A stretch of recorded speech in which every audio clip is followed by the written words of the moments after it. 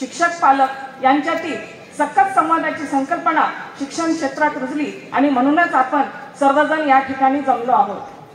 पालक मेळाव्याचा मूळ उद्देश हा विद्यार्थी, पालक व शाळा यांच्यात सकारात्मक समन्वय साधून त्यांच्या मनाच्या तारा छेडणे असा होत असतो. आणि प्रिय विद्यार्थी मित्र मैत्रिणी, आपण दरवर्षी एक पालक मेळावा घेत असतो आणि या पालक मेळाव्याचा मुख्य उद्देश म्हणजे विद्यार्थी, शिक्षक, पालक यांच्यामध्ये एक सुसंवाद घडावा. आणि शाळा किती जरी आम्ही धडपड करत असलो तरी निश्चितपणे आमच्यामध्ये काही ना काही कमतरता असतात, काही उणिवा असतात. आणि जेव्हा तुम्ही आम्हाला काही सूचना करता आणि या सूचनाची पूर्तता आम्ही जेव्हा करू तेव्हा खऱ्या अर्थाने शाळेमध्ये अजून आपल्याला प्रगती दिसत असते, या स्पर्धेतून जाणवत असतं. आणि म्हणून सलग दुसऱ्यांदा आपण आलो, तिसऱ्या आपल्याला यावर्षी नंबर आपल्याला येणारच आहे. त्याचबरोबर विविध क्षेत्रफटीचे देखील आपण आयोजन करत आहोत. आपण फक्त शिक्षण म्हणजे काय, फक्त चार भिंतीमधलं शिक्षण नव्हे तर कृतीयुक्त शिक्षण देण्याचा आम्ही प्रयत्न करत आहोत.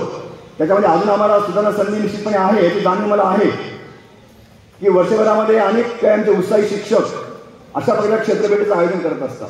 आता कालच आमच्या 5वीच्या वर्ग विज्ञान शिक्षकांनी श्री पोशिते यलमला सर, श्री प्रदीप जाधव आणि संबंधित सर्व 5वीच्या वर्ग शिक्षकांनी खूप सुंदर असं क्षेत्रफेटीचं नियोजन केलं. अन्न घटक हा 5वीला विषय आहे.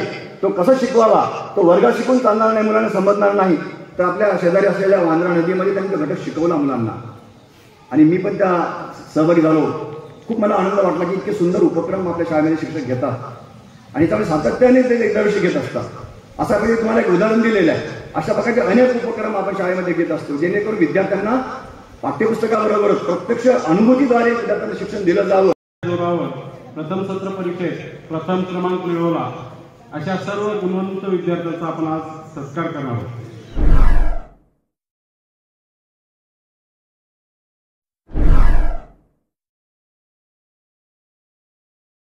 नवीन उपक्रम राबवला आहे आणि ज्यामध्ये मुलांना ग्राउंड उपलब्ध करून दिला आहे, ज्यामुळे मुलांना देशी खेळांची जाणीव असावी आणि गोट्या, कॅरम यासारखे खेळ मुले तिथे खेळत असतात.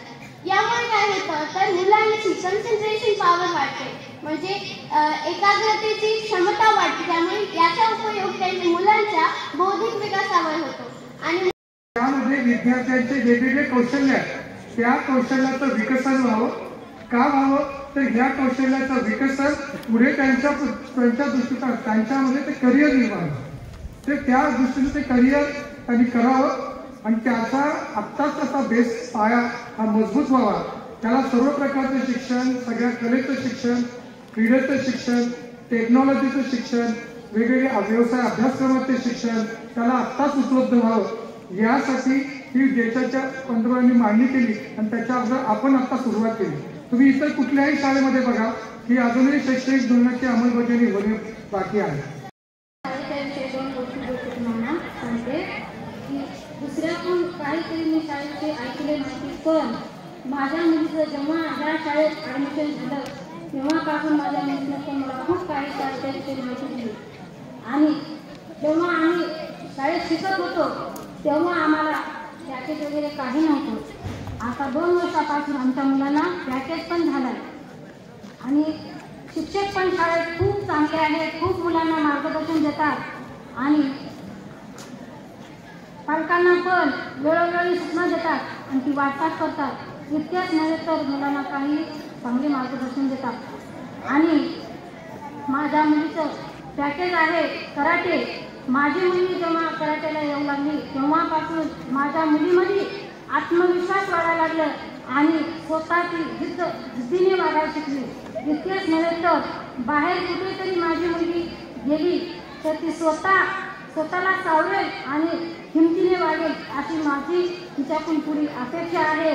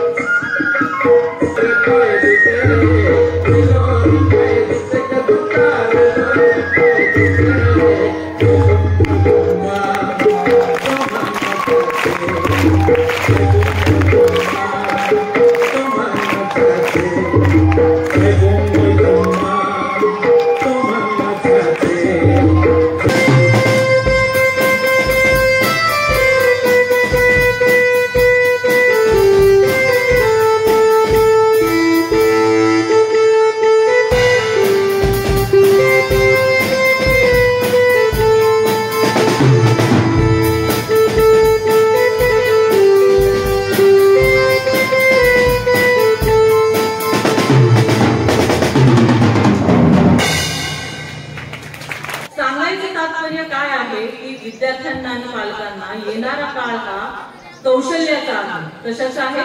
कौशल्याचा आहे. आणि आपल्या शाळेच्या टीमनी आणि संस्थेने ही येणारी काळाची पावले ओळखत, जे आपण आता प्रेझेंटेशन पाहिलं काही डान्स आणि काही म्युझिकचं, हा फक्त 2 गोष्टी होत्या. म्हणजे शाळेला जी आपली 60 वर्षापासूनची जी शिक्षणाची जी परंपरा आहे ती आपण चालू ठेवत येणाऱ्या काळाची पावले ओळखत हे कौशल्य आपण मुलांना देतोय.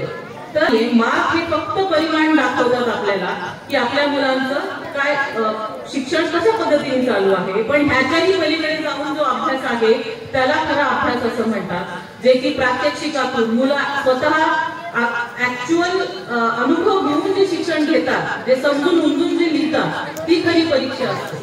तर इथून पुढे मला सांगावं वाटेल की पालकांचा सुद्धा जागरूकता आणि पालकांची इन्व्हॉल्वमेंट पण तितकीच हवी मुलाच्या शिक्षणासाठी. आपल्याला काही नाही कळालं ना, नुसतं विचारा तुम्ही, ते मुलालाही चेक असतो की चला आपल्या आई वडिलांचं आपल्यावरती लक्ष आहे. आपण जे आता काही प्रात्यक्षिकं पाहिली तुमच्याच पाल्यांनी केलेली आहेत, कोणी डान्स मध्ये होतं, कोणी म्युझिक मध्ये होतं, अशा 100 प्रोग्राम्सचा भरगच्च काय म्हणता येईल वेगवेगळ्या ऍक्टिव्हिटीज शाळेनी अगदी व्यवस्थित प्लॅन करून मुलांपर्यंत मांडलेल्या आहेत, जेणेकरून येणारा हा ही जी आपली पिढी आहे, ही जी जनरेशन आहे, ही एक परिपूर्ण जनरेशन म्हणून बाहेर पडेल.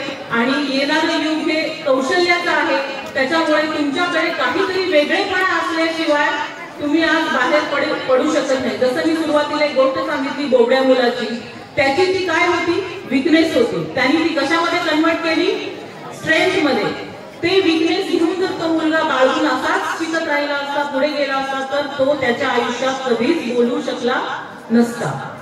तर मला तुम्हाला हे एवढंच सांगायचं आहे की ह्या सगळ्या गोष्टी करत असताना त्याचे रिसोर्स पर्सन असेल, त्याच्यासाठी लागणारं जे साहित्य असेल, हे जमवाजमव करताना किंवा मुलांपर्यंत ते पोहोचवताना आम्हा सगळ्यांना ह्याच्यामध्ये किती त्रास होतो हे आता सांगताही येणार नाही. तर तुम्हा पालकांचाही सहभाग, सपोर्ट, म्हणजे मुलाची फीस भरणे हा सुद्धा तुमच्याकडून एक सहकार्य होऊ शकतं. जसं आता मुख्याध्यापक सरांनी, आकाश सरांनी सांगितलं की पालकांचंही सहकार्य हवं. फक्त फीस भरून असं नाही, तर तुम्ही तुमच्या वर्ग शिक्षक असेल, मुलाला विचारणा करून त्या शिक्षकांना भेटून मुलाबद्दल, मुलाची प्रगती असेल, अधोगती असेल, अजून काही कारण असेल तर ह्याच्यावर शहानिशा करणं आणि बोलणं हे सुद्धा तितकंच महत्वाचं आहे. असं होतं का शाळेमध्ये फीस भरली की मुलाला दिलंच होतो, तर बाहेर पडतो तर तो मुलगा आपला अगदी हुशार, असं होतं का?